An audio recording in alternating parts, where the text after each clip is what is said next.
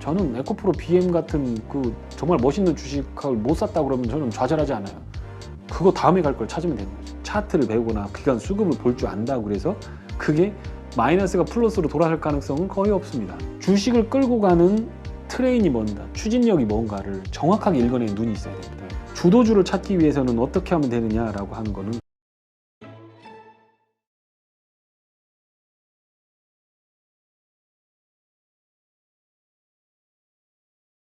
지금 많은 분들이 주식시장에 들어오는 게 사실 돈을 벌기 위해서 오는 거잖아요. 네. 근데 처음에 의욕은 있어. 그리고 처음에 하면 또 잘 돼. 그러다 보니까 제가 종자돈이 커지는 건데 네. 근데 결국은 돈을 잃어요. 네. 또 지나면.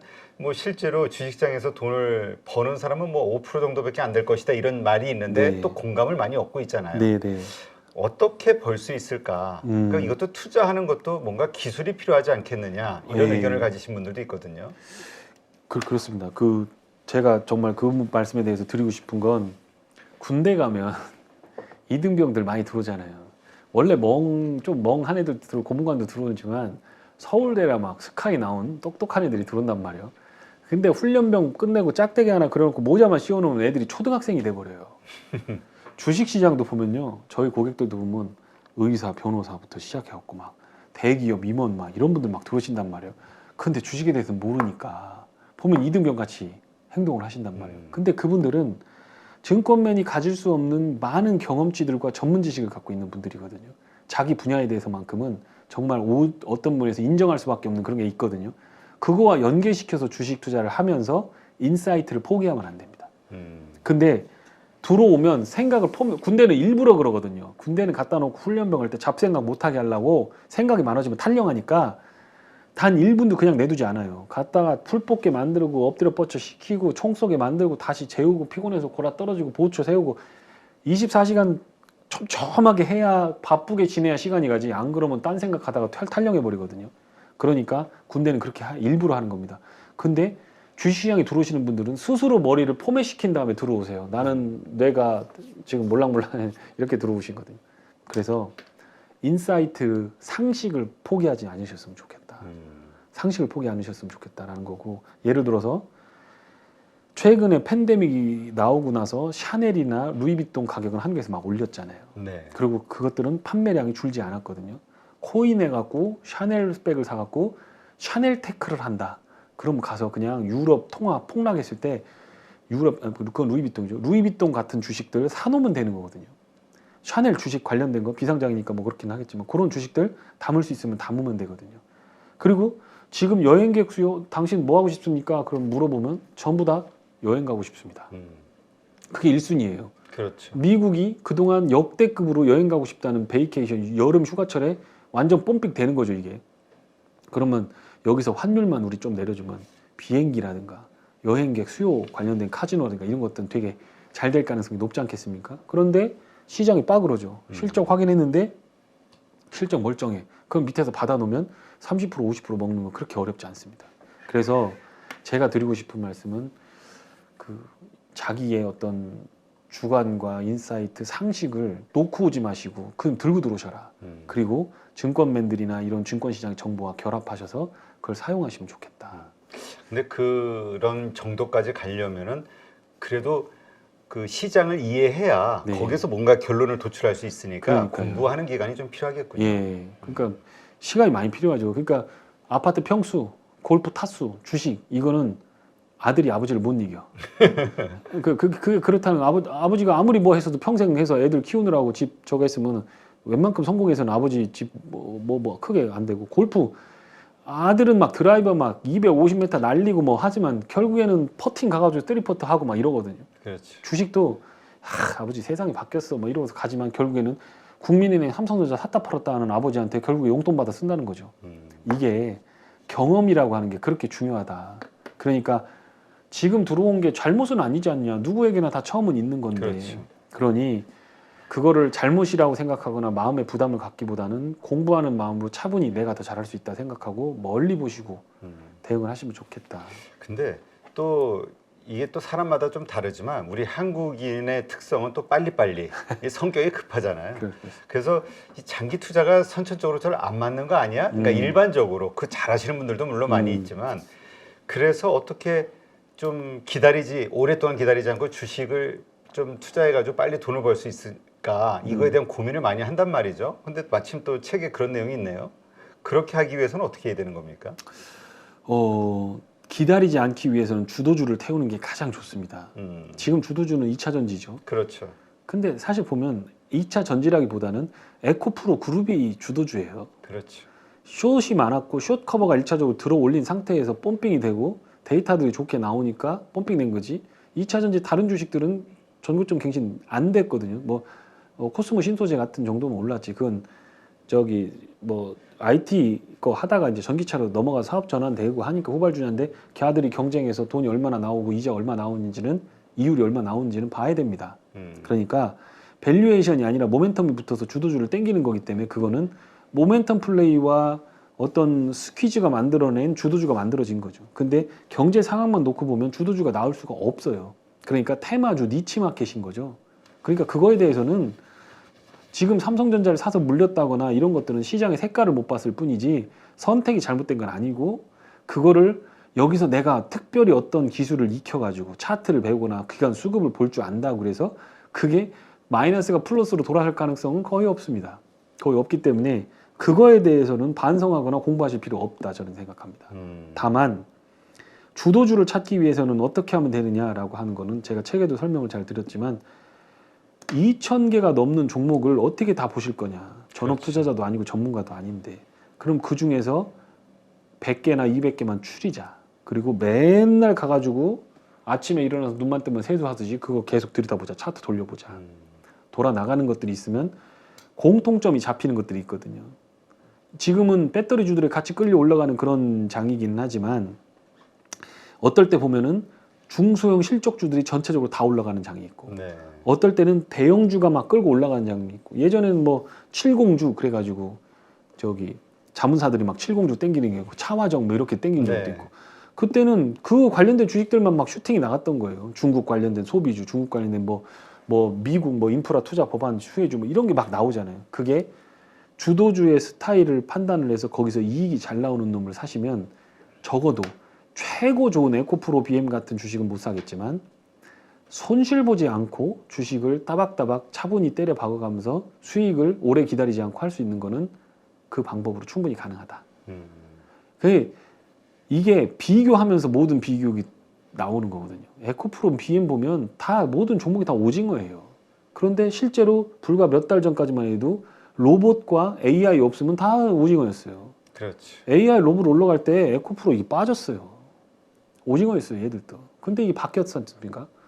언제 바이오나 언제 반도체가 또 그렇게 2차 전지와 이런 것들을 오징어로 만들지 모르는 거거든요. 그러니까 이게 산업이나 어떤 종목 분석만 잘못되지 않았다고 한다면 그러면 꾸준히 관찰하시면서 진입 시점만 타점을 잡으면 되지 그렇게 반성하거나 뭔가를 큰 에러를 수정하지 않으셔도 된다. 여기 책에서 트레이딩 하는 법과 관련해서 좀 자세하게 풀어놓으시는데 네.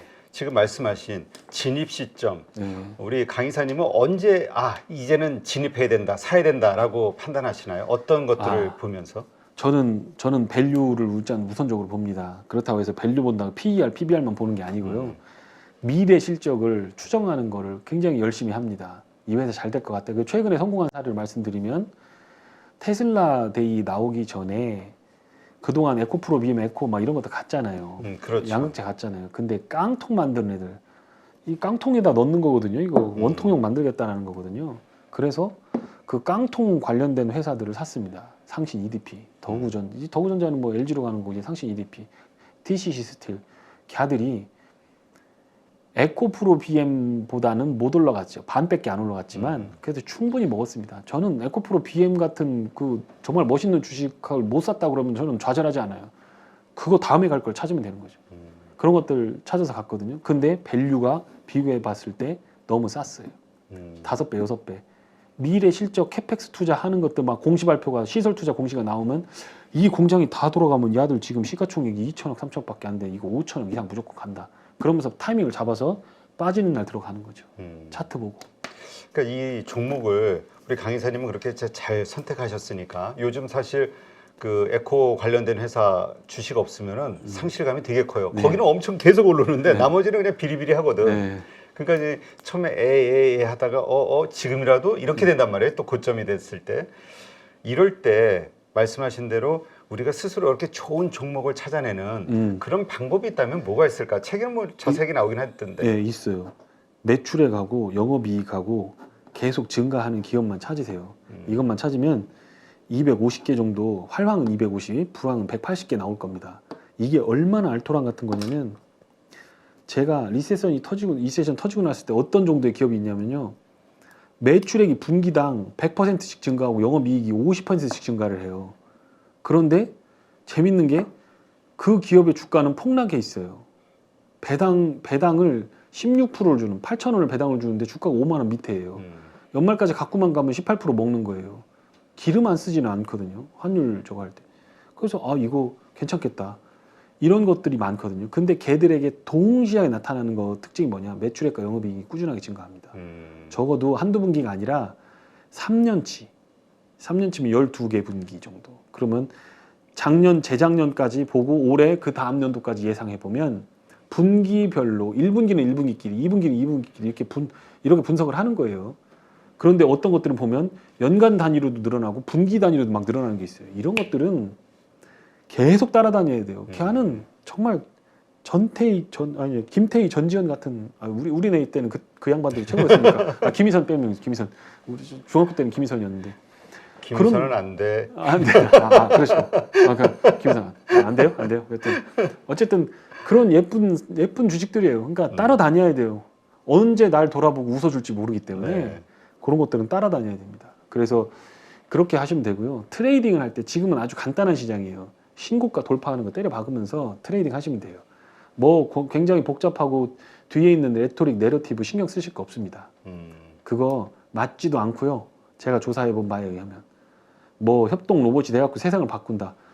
그거 저기 식당 아줌마 대신 해가지고서 설거지나 하고 물이나 쏴주고 그거서 그 커피나 끓이는 그게 자영업자들 대신해서 몇 대나 팔린다고 그게 무슨 세상을 바꾼다. 그건 아니에요. 그 뒤에 있는 사실은 AI 같은 프로그램이 더 중요해요. 우리는 그런 능력이 없어요. 사실 소프트웨어 능력이. 그래서 삼성이 들어온다 했을 때 그거는 매우 의미가 있어요. 삼성은 그럴 능력이 되거든요. 그래서 지금 삼성이 들어오면서 로봇주들이 더 한 차례 랠리를 갈 거다라고 하는 거가 있고 더 중요한 건 삼성이 그럼 자영업자들한테 협동 로봇에서 파란 쪽 만들어 놓고 이 커피 타고 이거 치킨 튀기는 거 해서 그거에서 삼성이 돈 벌려고 해서 그거 얼마나 번다고.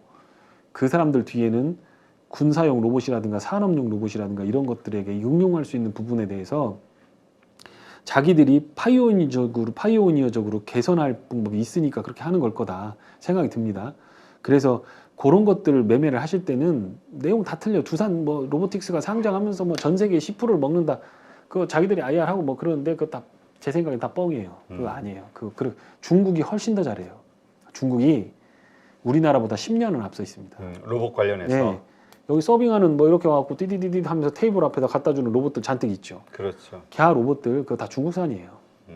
한국이 그거 만지면 수지 타산 안 맞아요. 우리 로봇은 그치. 수량이 또 그러니까 정밀 로봇 만들고 우리는 그거보다 훨씬 더 고급화된 로봇 한 대 몇 억씩 가는 거 만들어야지.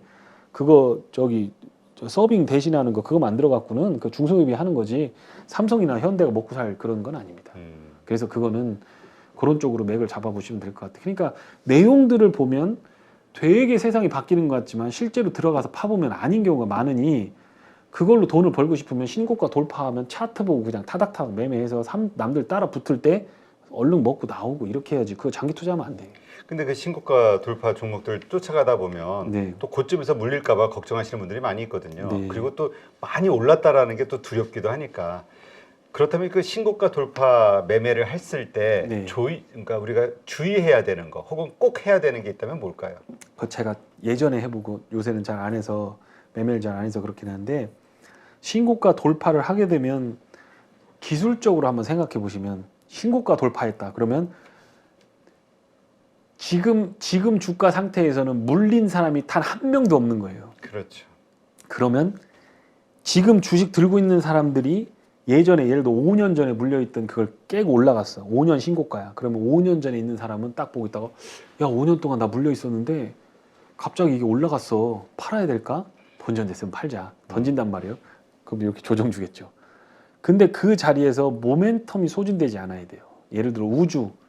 그러면 우주는 앨런 머스크. 그렇죠. 앨런 머스크가 옷지방이에요. 그 걔가 해야 되는 거고 그 형이죠. 걔는 아닙니다. 죄송합니다, 머스크. 그 형 해야 되고 정부예요. 우주청 설립해갖고 이거 잘 될 것 같으니까 이게 방위산업하고 연계돼갖고 이거 할 거니까 정부하고 이 안에 모멘텀이거든요. 여기서 지치지만 않으면 신고가 돌파하고 조정 주면 거기서 또 때려 박으면 또 올라가거든요. 네. 주식을 끌고 가는 트레인이 뭔가, 추진력이 뭔가를 정확하게 읽어내는 눈이 있어야 됩니다. 차트가 아니에요. 그러면 마이너스 20% 깎으로 박히는데 거기다 때려 박을 수 있어요. 그러면 순식간에 돌려서 양봉 내서 30%짜리 양봉 내갖고 올라가는 게 그래서 그런 겁니다. 추진력이 된다. 정부가 예를 들어서 저거 한다. 그러면 정부 스케줄 다 읽어내야죠. 대통령이 이번에 과기부 방문하네. 대전 비행기 타고 가시네. 거기 가서 뭐 할까? 이거 얘기하겠네. 방문하는 루트가 어디야? 과기부 장관 데리고 가는지 아니면 누구 데리고 가는지 보고 거기에 따라가는 사람 누가 있는지 봐서 이렇게 되면 이건 로봇 공장 가는 거네. 로봇 관련된 거 이거 한번 하겠네. 그러면 딱 보고 있다. 신고가 돌파인데 주가 조정 보인다. 그러면 때려 박는 거죠. 일반적으로 우리가 신고가 매매하는 경우를 보면 차트 보면서 그냥 차트에 그래서 그냥 뭐 예를 들어서 5일선이 11선 아래로 내려온다든지 뭐 21선으로 내려 이렇게 됐을 때 뭐 이렇게 사고 팔고 뭐 이런 식으로 생각을 하는데 이 신고가 매매도 말씀하신 대로 그 펀더멘털 자체를 보고 정말로 이게 계속 올라갈 만한 진짜 힘 있는 주식이냐 동력이 있는 일시적인 상승이냐 이걸 판단해야 되는 거군요. 그렇죠. 올라갈 때 팔아줄 게 있고 내려올 때 사줄 게 있는데 신고가는 대신 그런 건 있는 거예요. 상식적으로 얘기해서 물린 사람이 없기 때문에 여기서 모멘텀이 붙어서 올라가면 던질 사람은 거의 없는 거다. 다 같이 영차에서 올리고 있는 상황이기 때문에 주가가 금방 뿜어낸다. 그러니까 시세 분출이 좋을 수밖에 없다라는 거고요. 악성 매물이 없다라는 거고.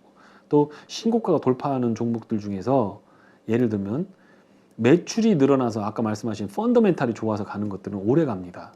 왜냐하면 기업이 달라진 거예요. 공장 하나 돌리다가 캐펙스 투자했는데 수율 다 잡아놓고 매출 다 나가면서 다음 분기부터 실적 따박따박 잘 지키면 이익 100억 나다가 200억, 300억씩 날 것 같아. 그럼 이 주식은 신고가 돌파하면 때려 박아가면서 막 목숨 걸고 따라가야죠. 그렇게 해서 막 견뎌내는 그 값이 수익이라고 보시면 되고 그거를 오랫동안 따라다니면 좋은 점은 뭐냐면 바닥에서 살 수가 있어요. 여기 안 깨지네. 이번 분기 이익 저번보다 20% 늘어난다는데 주가는 저번하고 똑같이 바닥에 왔네. 그럼 20% 싸진 거잖아요. 그럼 사는 거지. 그러면 신고가 매매 때려박는 것보다 훨씬 더 좋을 수 있습니다.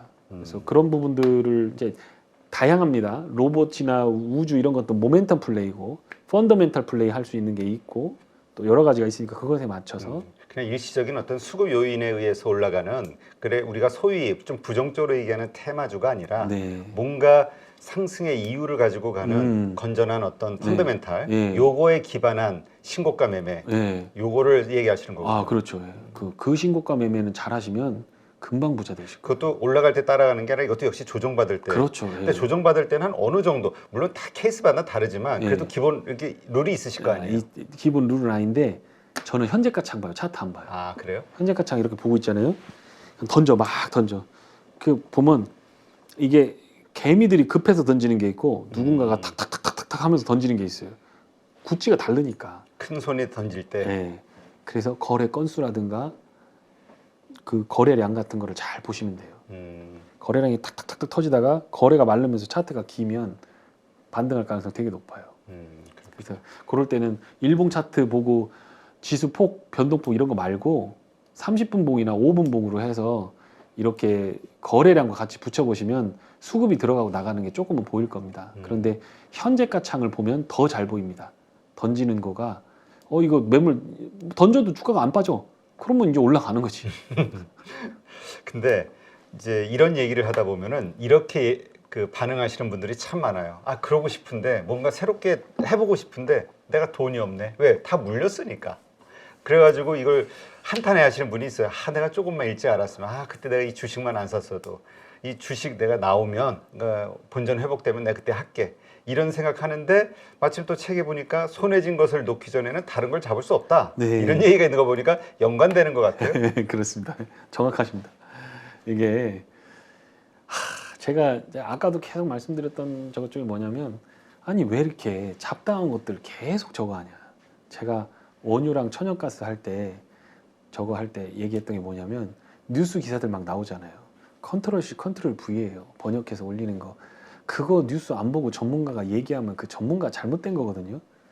그럼에도 불구하고 뉴스가 터져 올라도 주가 상황으로 보면 이거는 시그마가 이거는 여기서 세상이 멸망하는 거 아니면 이건 될 수가 없는 거예요. 그러니까 거기다가 까꾸로 인버스 ETF를 하라고 원자재 해보지도 않은 걸 갖다 놓고 하라고 했거든요. 나스닥도 마찬가지거든요. 공부만 해봤고 내가 99년하고 닷컴 버블하고 깡통 찰 때 보니까 내가 요 상황에서 당한 거예요. 그래서 이번에는 안 당하겠다라고 하면서 그걸 계산해서 제시했는데 뭐 어떨 때는 하루에 뭐 나스닥이 2%도 오르고 막 4%도 오르고 그러니까 그걸 준비를 안 하는 거죠. 그런데 손에 쥐인 거를 이걸 잡고 있으면 이거 잡기가 쉽지가 않지 않습니까? 그렇죠. 이렇게 된 거죠. 그래서 필요 없었던 많은 것들을 버리셔야 돼요. 외국인 수급, 기관 수급 왜 보는지 모르겠어 나는. 외국인 있잖아요.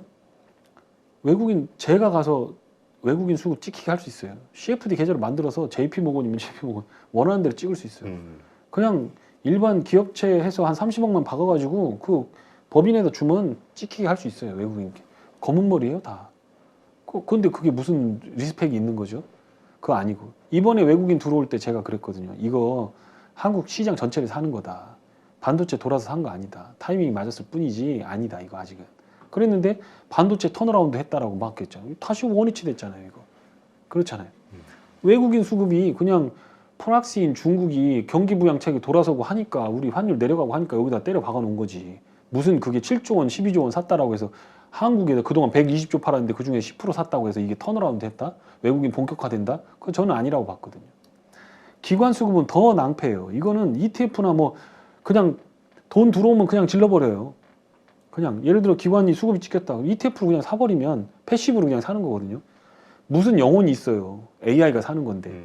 그런데 그걸 보고서 야 기관이 이걸 너무 좋게 보니까 그건 내 생각이지. 그런 거 분석할 시간 볼 필요 없다는 거예요. 세상이 달라졌으니까.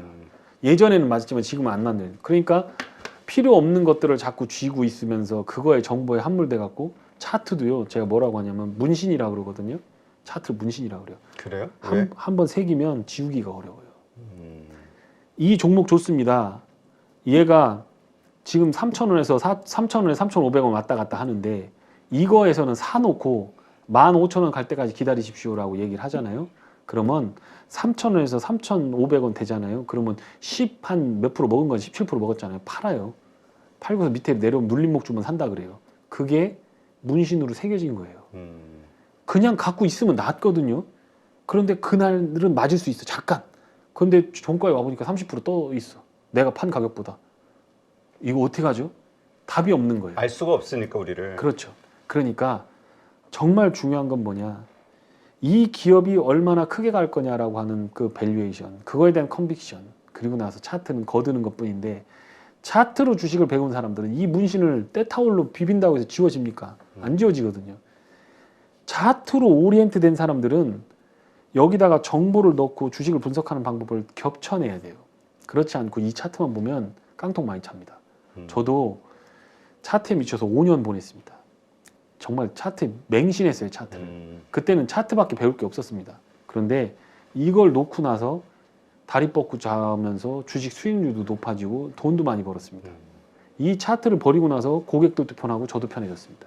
차트는 전선을 보는 거죠. 휴전선에서 막 전쟁이 일어나고 백마고지 막 전투 막 나오면 이렇게 3차원 입체로 보면 매수세와 매도세가 어디서 이기고 밀고 밀리는지를 남북으로 판단하면 아주 편안합니다. 매도가 셀 때 거기 가서 왜 내가 몸빵을 쳐요. 뒤로 물러나면 되지 이렇게. 나는 어차피 주식을 할 거니까. 매수가 밀고 올라갈 때 거기서 같이 들어가는 거죠. 이렇게. 그렇게 가는 겁니다. 그러니까 차트는 그 정도만 보면 된다. 지금 수세냐 공세냐 정도를 판단하는 정도로 보는 거지 차트의 패턴을 가지고 뭔가를 예측해서 하겠다라는 건 할머니들이 아침마다 미나투페 떼면서 오늘 날씨가 오늘은 500원짜리가 어떻게 나오냐 이거 하는 거랑 똑같습니다. 그거는 정말 그만큼 어리석은 겁니다. 그래서 차트도 공부할 때는 그 만들어진 기본 원리부터 차분히 그 안에 있는 인사이트까지 다 공부를 하신 후에 정보와 결합하셔서 쓰셨으면 좋겠다. 그래서 그런 것들은 버리셔라. 그리고 그거 없어도 현재가 창만 보고도 주식 수익 다 날 수 있다. 그리고 기업에 대한 오르고 내리고는 차트가 주는 게 아니고 잘못된 정보나 외국인 수급이 주는 게 아니고 그건 내려놓고 요걸 봐야 된다. 그런.